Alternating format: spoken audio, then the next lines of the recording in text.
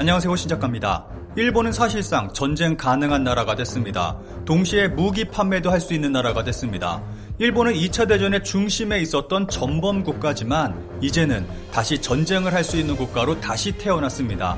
그런데 최근 일본은 전쟁 가능한 국가를 넘어서서 다른 나라 군대까지 지원하는 정책까지 펼치고 있어서 충격을 주고 있습니다.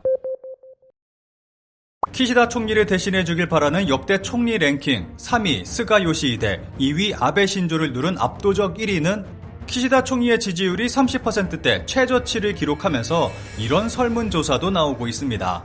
현재 일본에서 가장 큰 화두는 증세입니다. 키시다 정부는 방위비 증세를 중심으로 여러가지 증세를 계획하고 있습니다. 오르는 물가, 줄어드는 소득, 여기에 더해 말도 안 되는 증세까지 이어지고 있습니다. 이러한 이유로 일본 내에서 키시다 총리에 대한 불만의 목소리가 높습니다. 키시다를 대신할 역대 총리 설문 결과는 다음과 같습니다. 1위는 고이즈미 주니치로입니다. 선택 이유로 재임 중 북한과 정상회담을 하고 일본인 납치 피해자 5명을 귀환시킨 업적과 리더십을 높이 평가하는 목소리가 다수였습니다. 2위는 아베 신조입니다. 선택 이유는 트럼프 대통령과의 우호적인 외교 관계와 아베노믹스를 평가하는 목소리가 두드러졌습니다. 놀라운 것은 이미 사망한 사람이 다시 총리가 되길 원한다는 결과가 나왔다는 것입니다. 아베 전 총리가 일본에서 어느 정도의 위치에 있는지 알 수 있는 부분이라고 생각합니다.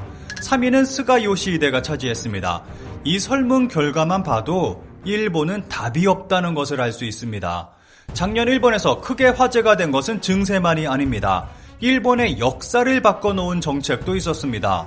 적기지를 공격하는 반격 능력 보유에 대해서 당신의 생각은? 이라는 내용의 야후재팬에서 실시한 설문조사입니다.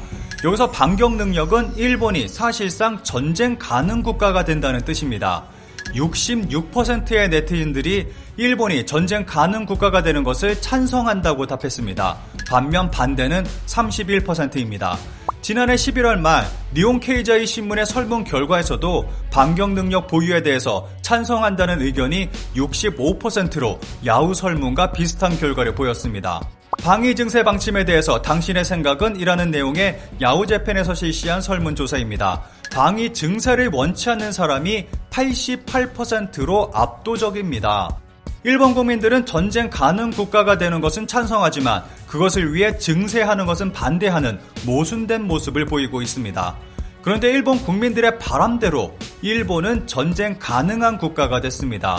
키시다 일본 정부 내각은 지난해 12월 16일 오후 가기를 열고 외교 안보 정책의 방향을 담은 국가안보전략 개정안을 의결했습니다. 국가안보전략에는 반격 능력이라는 표현으로 적기지 공격 능력이 명시됐습니다. 일본에 대한 공격을 막기 위한 필요 최소한의 자위 조치로 상대 영역에 유효한 반격을 하는 것이 가능하다고 적었습니다. 전수방위 원칙에 따라 태평양 전쟁 패전 후 70년 넘게 방어에만 머물던 일본의 안보 정책이 공격 능력을 갖게 되는 역사적 전환점을 맞은 것입니다. 여기서 일본의 동맹국이 공격 위험에 있어도 일본은 공격 능력을 발휘할 수 있게 됩니다. 여기에 더해 일본은 무기 수출 3원칙을 방위 장비 이전 3원칙으로 변경해 무기 수출의 길도 열었습니다. 일본은 완벽하게 패전 이전으로 돌아간 것입니다. 이런 상황에서 정말 황당한 보도가 나왔고 커다란 논란이 되고 있습니다. 키시다 총리 방위비 43조엔, 다음은 외국의 군사비를 지원합니다. 하야시 외상 예산 20억엔 명원.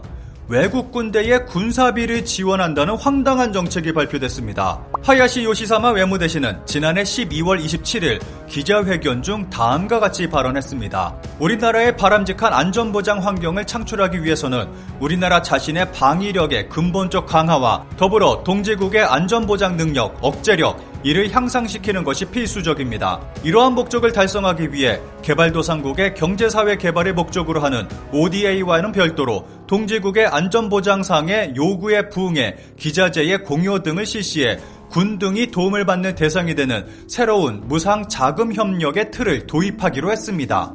한마디로 개발 원조와 같이 군 원조를 하겠다는 것입니다. 일본 외무성은 2018년 예산안을 공표했는데 여기에 군 원조 비용으로 20억엔이 기재되어 있었습니다. 여기서 방위성이 아닌 외무성이 군사 예산에 간섭하는 것이 국내외적으로 문제가 될 것이라는 의견도 나오고 있습니다. 여기서 대상국은 동남아 국가가 될 것으로 예상할 수 있습니다. 이번 일본이 반격 능력을 결의했을 때 한국 국민들과 중국 정부는 우려를 표명했지만 동남아 국가들은 두 손 들고 환영했습니다. 그리고 일본은 예전부터 동남아 국가에 엄청난 금액의 원조를 해왔습니다. 그런데 이제는 군비를 원조하겠다는 방침을 세운 것입니다.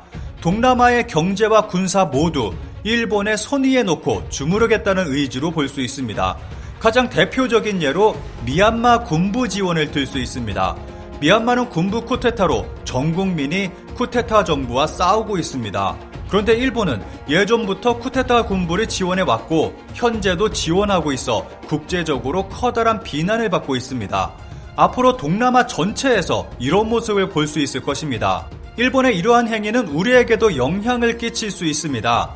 필리핀에는 몇 차례 평화의 소녀상이 세워졌습니다. 그런데 일본의 눈치를 보는 필리핀 정부는 소녀상이 세워지자마자 철거해버렸습니다. 이런 식의 일본 눈치 보기가 동남아 전체에 퍼질 우려가 농후합니다. 이 외에도 한국과 일본 사이에서 무조건적인 일본 편을 들 가능성도 높아질 것입니다. 일본 네티즌들은 자국의 군사비는 부족하다고 증세한다면서 타국 군사비를 지원할 여유가 있나? 라며 강하게 비난하고 있습니다. 키시다 총리는 국내에서는 증세에 국민으로부터 쥐어짜면서도 예산이 부족하다며 아직 국예외의 선심성을 멈추지 않는 것은 미쳤다고밖에 생각되지 않는다. 왜 외국의 군사비를 지원할 필요가 있는지 의미를 모르겠지만 이렇게 국제정세가 불안한 가운데 확실히 배신하지 않는 나라가 있을 것 같지 않고 국내 방위비가 부족하니 증세라는 얘기도 의심스럽다. 우방국의 군사비를 지원한다는 것은 그 우방국과 대립하는 나라는 일본과 대립하게 되어 적을 늘릴 것이라고 생각하지 않는 것일까? 아니면 아무 생각이 없는 것인지 모르겠지만 이런 중요한 안건을 즉결할 수 있을 만큼 키시다 총리의 판단력은 뛰어나지 않기 때문에 정말 멈추었으면 한다. 아니겠지만 우호국에 키시다 정권이 가까이 하고 있는 한국이 들어있지 않기를 바란다. 돈만이 문제가 아니라 원조를 해주는 나라와 적대 관계의 나라에서는 마찬가지로 적으로 간주된다는 것. 그러면 일본의 방위력도 더욱 강화해야 하고 제동이 걸리지 않을까? 어디까지 범위를 넓히는 걸까? 실제 행동으로 자위대의 범주를 넘어가는 것 같은 장면도 나오는 것 같다. 일본은 이미 가난한 후진국이니까 오히려 ODA를 받을 입장이지 않을까?